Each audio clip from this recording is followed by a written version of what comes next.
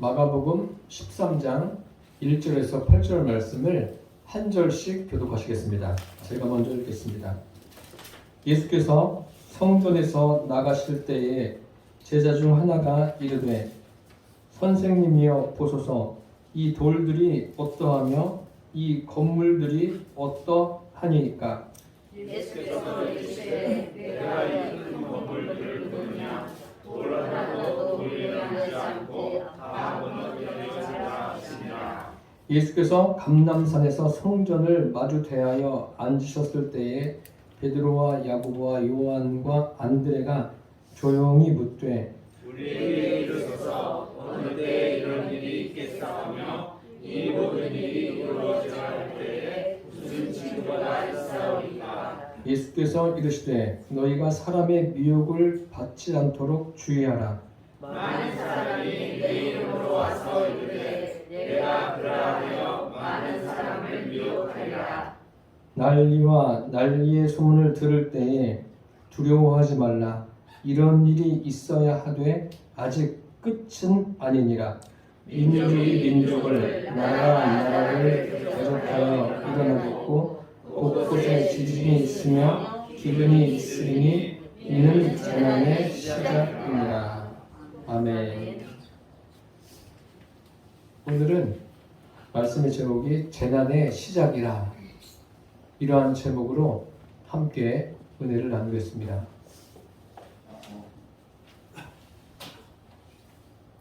마가복음 13장을 1절에서 8절까지 읽었는데 전체 내용을 가지고 제가 말씀을 드리도록 하겠습니다. 최근 3년은 전 세계가 전염병으로 어려움을 겪었습니다. 이 전염병이 끝나면 괜찮을 줄 알았는데 1년 전부터는 전쟁이 발발해서 전쟁으로 인해서 경제적인 어려움, 또 기타 다양한 어려움을 겪고 있습니다. 그리고 환경의 문제로 인해서 지진과 또 홍수와 기근이 끊이질 않고 일어나고 있습니다. 사람들의 바람은 이러한 재난이 없이 좀 평안하게 살았으면 하는 것이 바람입니다. 속히 그렇게 되기를 바랍니다. 그렇지만 예수님이 말씀하신 대로 앞으로 이런 재난들은 계속해서 일어날 것이고 난리와 난리의 소문도 더 다양하게 일어날 것이라고 하셨습니다. 이러한 시대에 우리 그리스도인으로서 어떠한 삶을 살아야 되는가를 말씀드리려고 합니다. 첫째로 사람의 미혹을 받지 않도록 주의합니다. 예수님께서 제자들과 함께 성전에서 나오십니다. 나오시는데 제자들이 그 성전을 바라보면서 예수님께 이렇게 말하죠. 이 성전이 참 아름답지 않습니까? 참 웅장하고 훌륭하지 않습니까? 그렇게 말합니다. 돌이 어떠하고 건물들이 어떠합니까? 이렇게 묻는 것은 그 성전의 아름다움을 그들이 자랑하고 있는 거예요. 실제로 역사가들이 기록한 내용을 보면 이 성전의 아름다움을 우리가 알 수 있습니다. 우리 많은 건축가들이 건물을 지을 때 아름답게 짓는 경우가 얼마나 많이 있습니까?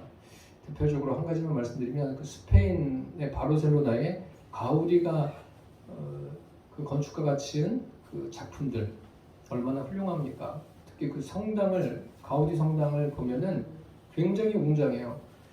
아직까지 지금 건축하고 있지 않습니까? 지금 140년이 되었는데 한 2026년도에는 그것을 마무리할 것이라고 말하는데 사람들이 그것을 보면서 그 전철에서 내려가지고 나가서 볼 때 그 웅장함에 압도되는 것을 제가 본 적이 있습니다. 그렇습니다. 이 예루살렘 성전도 마찬가지예요. 굉장히 지금 제자들이 아름답게 생각하고 웅장하게 생각하고 있습니다.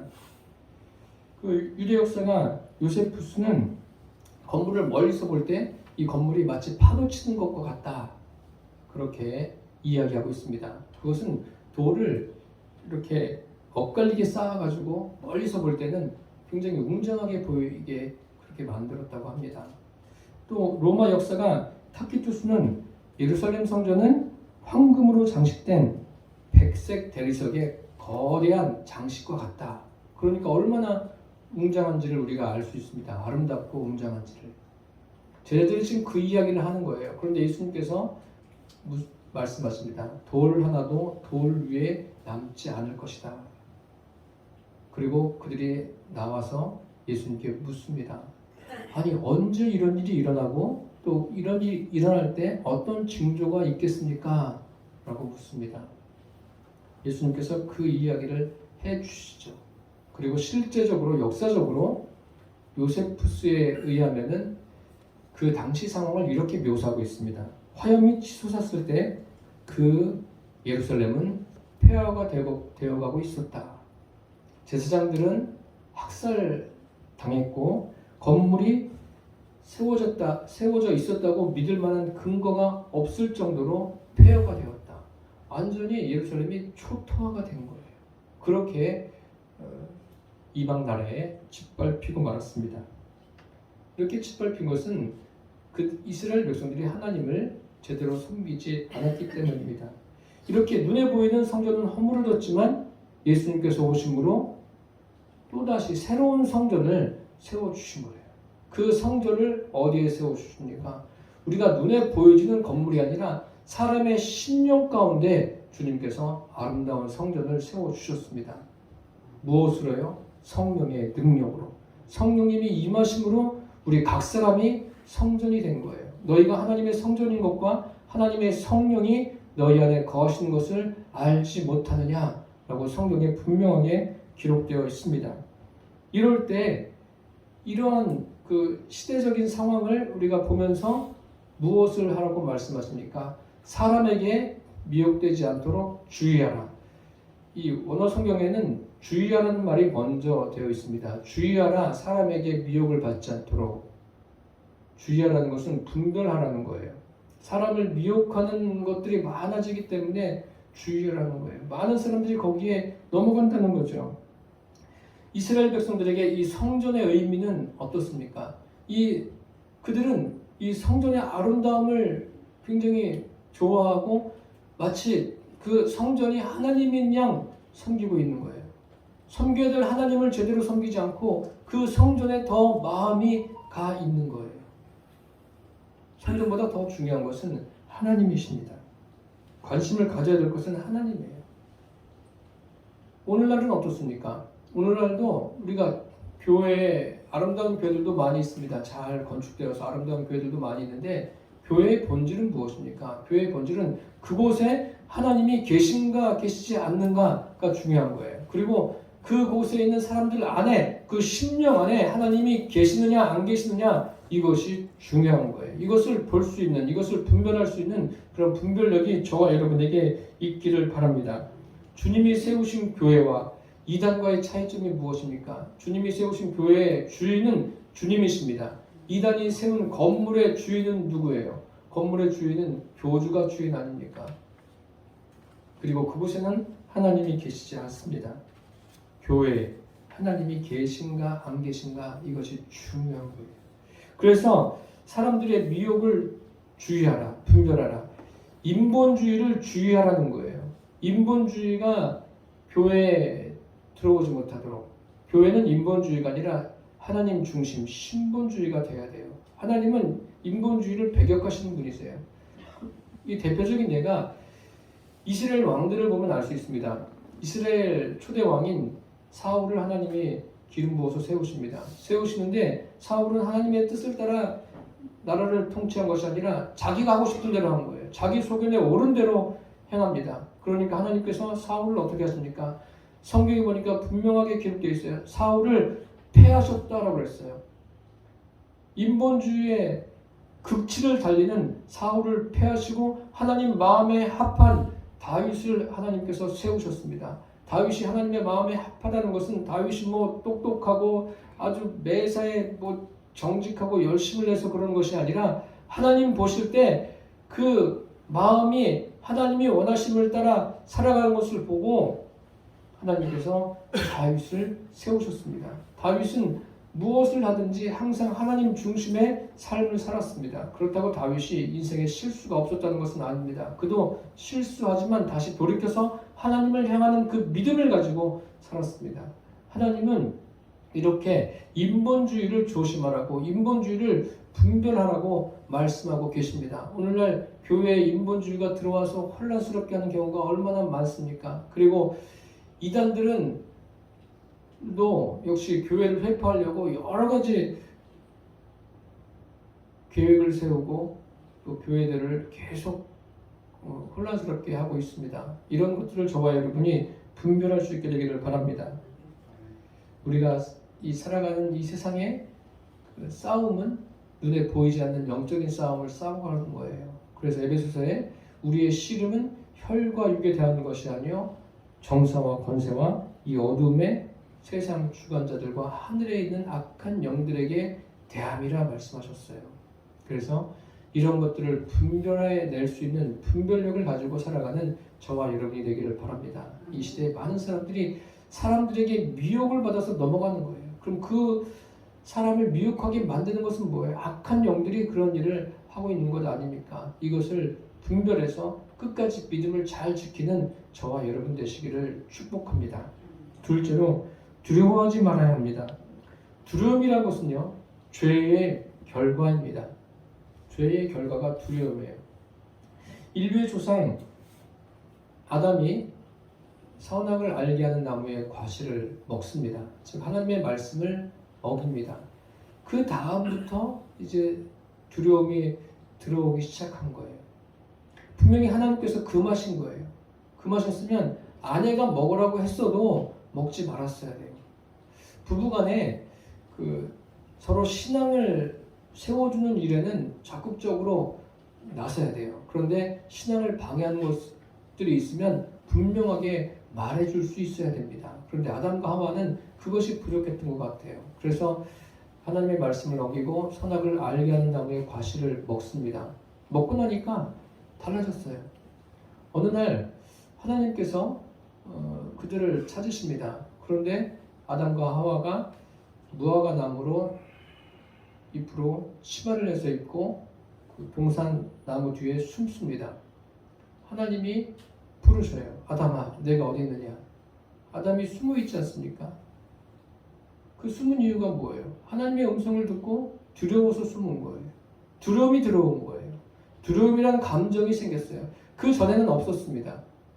없었는데 그런 감정이 생겨서 두려워하고 있어요. 두려움이라는 것은 무엇입니까? 하나님과 관계가 깨어진 사람에게 오는 거예요. 성경에는 하나님께서 두려워하지 말라고 수없이 말씀하고 계십니다. 아주 여러 부분과 여러 모양으로 말씀하고 계세요.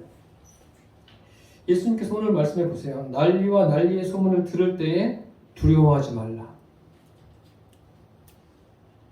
얼마 전에 튀르키예 시리아에서 일어난 지진을 보면서도 우리가 직접 경험하진 않았지만 참 그 상황이 얼마나 끔찍합니까? 수많은 인명피해를 내고 간접적인 두려움이 생길 수가 있습니다. 예수님은 이러한 일들이 앞으로 많이 일어날 것이지만 그것에 대해서 두려워하지 말라고 말씀하고 계세요. 두려워하지 않는 길은 뭡니까? 주님 안에 거하는 거예요. 주님이 내 안에 계시고 내가 주님 안에 있는 이것을 항상 의식하면서 살아가시기를 바랍니다. 모세가 이스라엘 백성과 함께 출애굽한 후에 그 광야길을 가다가 홍해를 만납니다. 홍해 앞에서 이스라엘 백성들은 두려워하고 있어요. 그때 모세가 그들을 향해서 외칩니다. 너희는 두려워하지 말라. 가만히 서서 여호와께서 오늘날 너희를 위해서 행하시는 구원을 보라. 오늘 본 애굽 사람을 다시는 영원히 보지 못하리라. 그리고 여호와께서 너희를 위해서 싸우시리니 너희는 가만히 있을지어다. 두려워하지 말라고 모세가 이야기합니다. 인생을 살면서 어떤 상황을 만난다 할지라도 두려워하지 않게 되기를 바랍니다. 내가 결심을 하고 두려워하지 말아야지 이렇게 한다고 됩니까? 그런 게 아니에요. 성령님이 내 안에 계시고 항상 내가 하나님의 말씀을 의지하고 간다면 자연적으로 두려움이 떠나가는 거예요. 두려움은 어두움입니다. 어두움을 다 물리치시기를 바랍니다. 두려움뿐만 아니라 염려와 근심과 걱정, 여러 가지 나를 괴롭히는 모든 것들이 다 어두움이에요. 이 어두움에 붙들려서 살지 마시고 예수님의 이름으로 성령의 능력으로 그러한 모든 것들을 다 물리치면서 살게 되기를 바랍니다. 내가 물리쳐서도 물러가지만 그런 것보다도 성령이 임하시고 성령님을 의지하면서 살아가면 그런 것들이 접근을 할 수가 없어요. 내 마음속에 두려움이 임하도록 자리를 내주지 않기를 바랍니다. 내 마음속에 주님 주시는 기쁨과 즐거움과 평안함이 항상 넘치기를 축복합니다. 사람들은 개인적으로 또 그 공동체 안에서 어떤 어려운 일을 만날 때 두려워할 수가 있어요. 두려워할 수가 있는데 성경은 두려워하지 말라고 말씀하시고 예수님은 그런 일이 있을 때마다 두려워하지 말라고 계속해서 말씀해 주세요. 예수님의 제자들이 배를 타고 가고 있었을 때였습니다. 그런데 풍랑이 일어나기 시작했어요. 풍랑이 일어나고 어둡고 그때 예수님이 찾아오십니다. 찾아오시는데 물 위를 걸어서 오시니까 그것을 보고서 제자들이 깜짝 놀랍니다. 놀라면서 유령 아닌가. 그때 예수님께서 그 놀라고 막 난리가 난 그 배를 향해서 제자들을 향해서 이렇게 말씀하시죠. 안심하라. 내니 두려워하지 말라. 두려워하지 말라고 예수님께서 말씀하셔요. 그런 내용이 그 복음서에 여러 곳에 기록되어 있는데 한 번은 회당장 야이로가 자기의 딸이 아파서 예수님을 찾아옵니다. 찾아와서 내 딸이 죽게 되었사오니 오셔서 그 위에 손을 얹어 구원을 얻어 살게 하소서라고 구합니다. 그때 예수님께서 야이로와 함께 그 집을 향해서 갑니다. 가시는데 집에서 소식이 왔어요. 딸이 죽었다는 소식이 왔습니다. 이러한 소식을 듣고 아버지가 얼마나 마음이 무너지겠어요. 어린 딸이 죽었으니까. 얼마나 상심이 크겠습니까? 그때 예수님께서 제일 첫 번째로 하신 말씀이 두려워 말고 믿기만 하라. 두려움을 물리쳐 주시는 분이세요. 우리가 애써서 내 안에 두려움이 자리 잡도록 할 필요는 없습니다. 두려움을 다 하나님의 말씀으로 물리치시길 바랍니다. 하나님은 믿는 모든 사람들이 두려워하지 않기를 원하세요. 어떤 새로운 환경을 경험할 때도 두려워하지 않기를 원하십니다. 그 한 예가 모세의 뒤를 이은 여호수아에게 그 이스라엘 백성들을 이끌고 가나안 땅에 들어갈 때, 가나안 땅 정복을 위해서 들어갈 때 여호수아에게 말씀하시지 않습니까? 두려워하지 말고 놀라지 말라. 내 마음을 극히 강하게 하고 담대히 하라. 두려워하는 것은 주님이 원하시는 바가 아닙니다. 그래서 이스라엘 백성들에게도 말씀하시지 않습니까? 두려워 말라. 내가 너와 함께함이니라. 놀라지 말라. 나는 내 하나님이 됨이니라. 내가 너를 굳세게 하리라. 참으로 너를 도와주리라. 참으로 나의 의로운 오른손으로 너를 붙들리라. 두려움의 모든 요소들을 다 물리치십시오. 두려움이 나에게 접근하지 못하도록 하시기를 바랍니다. 그것은 뭐 내가 노력해서 되는 것이 아니라 성령의 능력이 항상 내 안에 머물기를 소망하시고 하나님의 말씀을 늘 가까이 하십시오. 그러면 두려움이 나도 모르는 사이에 물러가게 됩니다. 사도 바울이 그런 경험을 합니다. 그 죄수의 몸으로 로마로 압송되어서 갑니다. 그 배를 타고 가고 있는데 그 사도 바울과 사람들이 탄 배가 풍랑을 만납니다. 풍랑을 만났는데 보통 풍랑이 아니에요. 배에 있는 사람들이 그 자기들의 물건까지 다 버립니다. 그리고 그것이 가라앉지 않자 배에 필요한 기구들까지도 다 버려요. 이런 상황에 대해서도 가라앉질 않아요. 이제 그들 마음속에는 구원의 여망이 다 사라졌어요. 필요한 게 뭐예요? 지금 아무도 아무 말도 해주지 못합니다. 그때 죄수인 바울이 뭐라고 하는지 아십니까? 그들을 향해서 말합니다. 두려워하지 마십시오. 어떻게 바울이 이렇게 말할 수 있습니까? 바울이 이런 이야기를 해요. 여러분들이 내 말을 듣고 이렇게 항해를 하지 않았더라면 참 좋았을 뻔했습니다. 그런데 이미 항해를 했으니까 잘 보십시오. 두려워하지 마십시오. 내가 여러분들에게 권하는 이유는 여러분들의 생명에는 아무런 지장이 없을 것입니다. 오직 이 배만 손상을 입을 것입니다. 라고 말합니다. 그러면서 하나님께서 자기에게 하신 말씀을 전합니다. 내게 속한 바, 내가 섬기는 하나님께서 하나님의 사자가 내 곁에 서서 말하되 바울아 두려워 말라. 내가 가이사 앞에 설 것이다. 그리고 너와 함께 행선하는 이 사람들을 다 내 손에 주었다. 그러니까 두려워하지 말아라. 그러니까 이 말을 하면서 여러분이요 안심하라. 나는 내게 말씀하신 그대로 되리라고 하나님을 믿노라. 하나님이 바울에게 두려워하지 말라고 이미 말씀하셨어요. 바울은 그것을 구원의 여망이 없어진 사람들, 오랜 시간 동안 먹지도 못하고 풍랑 때문에 두려워하는 그 사람들에게 이 말씀을 선포합니다. 하나님께서 우리에게 주시는 마음은 두려워하는 마음이 아닙니다. 오직 근신과 오직 능력과 사랑과 절제하는 마음입니다. 이런 마음들이 우리 안에 있게 되기를 바랍니다. 세상에서 이미 예수님이 말씀하신 이후로 재난이 시작되었어요. 지금은 재난이 끊이질 않고 있습니다. 이것이 좀 안정되면 좋겠지만 부분적으로는 안정이 될 수 있지만 총체적으로 보면은 이제 재난은 더 크게 일어날 겁니다. 제가 예언하는 게 아니라 성경의 예수님께서 그렇게 말씀하셨어요. 그래서 이 세상은 주님이 정하신 대로 가고 있는 거예요. 이러한 시대를 살아가면서 저와 여러분은 두려워할 것이 아니라 시대를 잘 분별해서 주님을 섬기게 되기를 축복합니다. 셋째로 스스로 조심해야 합니다. 너희는 스스로 조심하라. 사람들이 너희를 공회에 넘겨주겠고 너희를 회당에서 매질하겠으며 나로 말미암아 너희가 권력자들과 임금들 앞에 서리니 이는 그들에게 증거가 되려 함이라 하셨습니다. 스스로 조심하라. 이 말씀이 그대로 이루어집니다. 예수님께서 십자가에서 고난받으시고 장세된 지 사흘 만에 부활하십니다. 그리고 제자들이 보는 앞에서 승천하시고 제자들에게 성령이 임하십니다. 그들은 성령을 힘입어서 담대하게 복음을 전합니다. 이 복음을 전하는데 유대의 종교 지도자들이 가만히 있습니까? 복음을 전하다가 나면서부터 안진병이 된 사람을 일으킵니다. 성전 미문에서 예수님의 이름으로 성령의 능력으로 그를 일으켜요. 이로 인해서 예루살렘에 소동이 일어납니다. 소동이 일어나고 그 종교 지도자들은 이 베드로와 요한을 붙들고 그들을 협박합니다. 그리고 심지어는 예수의 이름으로 도무지 가르치지도 말고 말하지도 말라라고 협박합니다.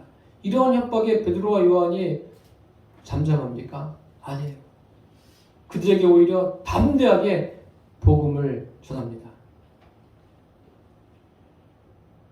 생각해 보라는 거죠. 이렇게 가만히 있는 게 옳으냐? 하나님의 말씀을 전하는 게 옳으냐? 생각해 봐라 라고 담대하게 이야기합니다. 그러니까 그들이 베드로 요한을 때리고 놓아줍니다. 놓임을 받은 다음에 이제 복음을 전하지 않은 게 아니라 더 담대하게 이들이 복음을 전합니다. 그리고 이들뿐만 아니라 여기 보면 그 정치 지도자들도 복음을 변질시키는데 앞장서는 것을 우리가 성경에서도 볼 수 있고 현재도 보여지는 거예요. 어떤 신천지 행사에 그 정치 지도자들이 가서 또 축사를 하기도 하고 그 영상으로 메시지를 보내기도 하고 이런 사람들은 어느 당이 됐든 간에 정치를 하지 말아야 돼요. 복음을 혼잡게 하는 사람들이에요. 복음을 혼란스럽게 만드는. 왜냐하면 저런 정치 지도자가 이런 신천지 행사에 참여했으니까 신천지도 괜찮은 곳 아니냐 이렇게 오해할 수 있으니까요. 신천지는 이만희를 교주로 하는 그런 집단입니다.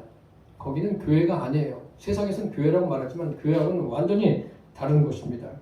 그리고 예수님은요 가족들을 위해서도 말씀하셔요. 오늘 읽진 않았지만 12절 말씀을 보십시오. 12절에 형제가 형제를 아버지가 자식을 죽는 데에 내주며 자식들이 부모를 대적하여 죽게 하리라. 그 스스로 조심하라고 그러지 않습니까? 조심하라고 했는데 무엇을 조심해야 합니까? 가족들이 거듭났는지 이것을 우리가 살필 필요가 있습니다.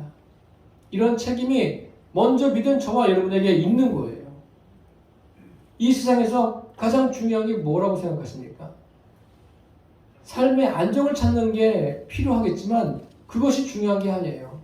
왜요? 이 땅에서 뭐 천년 만년 살고 죽지 않고 산다면은 열심히 일해서 뭐 집도 막 의리의리하게 짓고 돈도 열심히 모아야죠. 그런데 그런 게 아니에요. 이 땅이 전부가 아니에요. 이 땅에서는 길어야 100년 살지 않습니까? 100년 이쪽 저쪽에 다 갑니다. 다 바치고 가요. 그럼 끝나는 게 아니라 영원히 살 곳이 있는 거예요. 천국에서 영원히 살 것인지 지옥에서 영원히 살 것인지 그 결정은 이 땅에서 예수님을 주님으로 믿고 살았는지 안 살았는지에서 결정됩니다. 즉 성령으로 거듭났느냐 거듭나지 않았느냐에 따라서 결정이 됩니다. 그래서 가족들이 성령으로 거듭날 수 있도록 저와 여러분이 기도하고 담대하게 복음을 전하게 되기를 바랍니다. 막연하게 언젠간 되겠지 이런 것은 아예 버리십시오. 지금부터 그들을 위해서 열심히 더 기도하십시오. 믿지 않는 가족이 있다면 그들을 위해서 기도할 사명이 저와 여러분에게 있는 거예요. 그리고 교회에 있는 거예요. 무엇보다 예수님은 뭐라고 말씀하십니까? 한번 따라서 해보십시오. 스스로 조심하라. 스스로 조심하라고 했어요. 먼저 우리 각 개인이 중요한 거예요. 내가 진정으로 성령으로 거듭나느냐 이게 중요한 거예요. 다른 사람이 뭐 열심히 뭐를 잘하고 또 교회에서 어떤 목사님이 어떻고 이런 얘기 할 필요 없어요. 그분은 그분에게 주신 사명이 있는 거고 사람마다 주신 사명이 있는 거예요. 제일 중요한 것은 뭐예요? 내가 어떠냐는 거예요. 내가 성령으로 거듭났느냐 거듭나지 않았느냐 내 심령이 어떠하냐 이것이 중요한 거예요. 내 심령이 성령의 능력으로 세워지고 하나님의 말씀에 제대로 서 있으면 이러한 사람은 뭐 복음을 전하지 말라고 그래도 복음을 전합니다. 담대하게 복음을 전하는 거예요.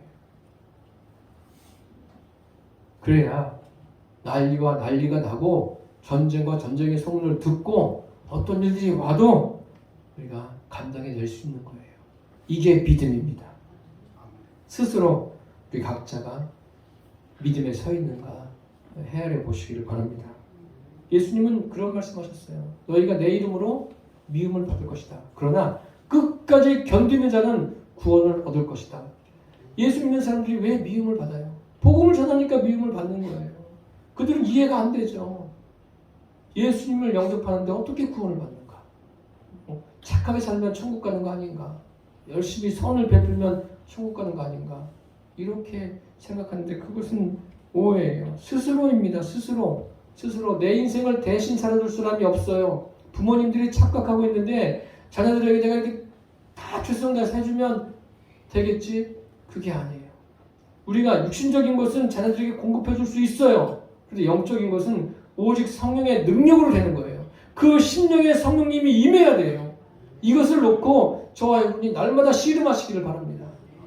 씨름해서 그들에게 성령의 능력이 임하기를, 그들의 심령이 주님을 향하기를 기도하는 것을 쉬지 않기를 바랍니다. 눈에 보이는 것에 너무 그냥 마음이 뺏겨서 살아가지 마십시오. 예수님께서 이런 말씀하셨어요. 십자가에서 돌아가실 때 많은 사람들이 얼마나 안타까워했습니까? 안타까워하면서 예수님을 보면서 웁니다. 우니까 예수님께서 그들을 보시면서 예루살렘의 딸들아, 나를 위해서 울지 말고 너희와 너희 자녀를 위해서 울라. 중요한 게 뭐예요? 내가 중요한 거예요. 교회 와서 예배 드릴 때 그 예배 드리는 과정을 통해서 주님을 만나시기를 바랍니다. 아, 주님이 살아계시구나. 내 안에 성령으로 임해 계신 것이 분명하구나. 이것을 경험하시고 예배를 마치면 나와 만나는 사람들에게 전하는 거예요. 전하는 게 뭐 말로도 전할 수 있지만 내 삶으로 증명하시기를 바랍니다. 삶으로 예수님이 어떤 분이신가를 증명하면서 살아가시기를 바랍니다. 살면서 인간관계도 중요하지만 제일 중요한 게 뭐냐면 하나님과의 관계예요. 하나님과 어떤 관계에 있는가. 하나님은 나의 주님이시고 나는 하나님의 자녀이고 이런 관계가 최상의 관계입니다. 제일 중요한 관계예요. 죄가 무엇인지 아십니까 여러분? 죄는 뭐 나쁜 짓을 하는 게 죄라고 말하는데 그것도 죄죠. 죄인데 가장 큰 죄는 하나님이 없는 게 죄예요. 하나님이 없는 사람이 죄인인 거예요. 가장 불행한 거예요. 하나님이 없는 사람이. 하나님은 유일하신 참 하나님이십니다. 그분만이 구원자예요. 그분은 지금 내 안에 계십니다. 여러분 안에 계세요. 그 은혜에 늘 감사하며 달리되길 바랍니다. 사랑하는 성도 여러분, 만물의 마지막이 가까웠습니다. 지금은 재난의 한 복판에 우리가 있습니다. 저와 여러분 모두가 다 사람에게 미혹받지 않도록 주의하십시오. 분별하십시오. 두려워하지 마십시오. 스스로 조심하십시오. 이 같은 믿음을 가지고 살아감으로 이 말세에 하나님께 인정받고 저와 여러분을 통해서 구원받는 수가 날마다 되어가기를 축복합니다. 기도하겠습니다. 살아계신 주님, 지금 우리의 삶에도 예수님이 말씀하신 대로 난리와 난리, 전쟁과 전쟁의 소문이 더해가고 있습니다. 이러한 시대에 예수님께서 말씀하신 대로 사람에게 미혹을 받지 않도록 분별하게 하여 주시고 두려워하지 말고 스스로 조심하며 살아가게 하여 주옵소서. 우리가 항상 믿음에 있는가를 확인하게 하여 주옵소서. 예수님의 이름으로 기도드립니다. 아멘.